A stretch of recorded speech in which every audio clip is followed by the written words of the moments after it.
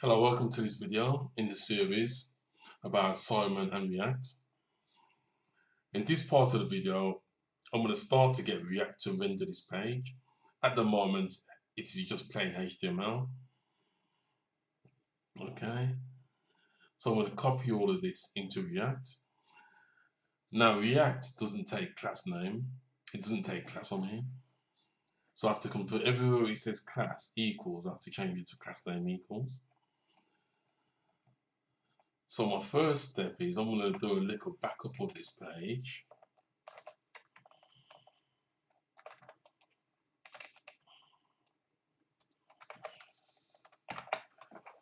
Okay, just want to,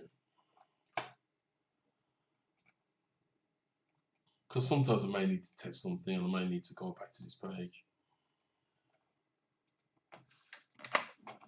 So I'm just going to keep it there so that it's always available to me.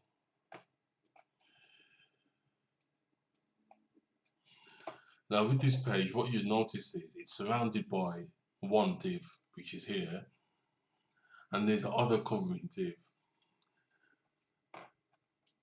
Now I can make this outside div be the div that React uses, and I can just do the inner div. So what I'm going to do is I'm going to get this inner div, I'm going to cut it, I'm going to paste it into Notepad+, and I'm going to do a replace on it.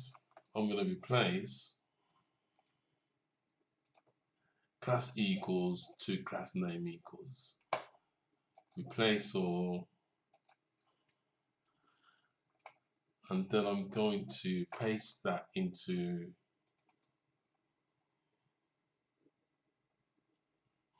the return part of the React code. That is the React. This is React. This is the render function. And the render function is going to return all of that I just took from that page. The reason it's not showing is I need the ID called app on the page for it to show. Okay, it's looking for a target, so I'm going to now set that, and then it should start working. I'm going to do some tests on it. So it's just a case of me doing ID calls, and as you can see, it's now working. Now I'm going to do some tests. I'm going to move the page up and down to see how it looks.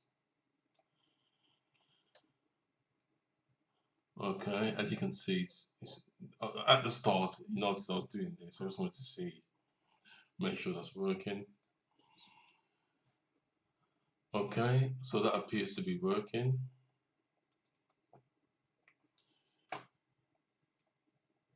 Okay, so the thing what I wanted to do has now been achieved. React is now rendering this content. Now if I put an X here, React will not be able to find the element. So as you can see, it disappears.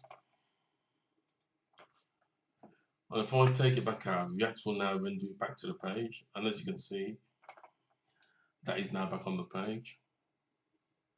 Okay. So as I said, this video, it was just to make React start rendering the page. And now that I've done that, I'm going to end this video. And so until next time, bye.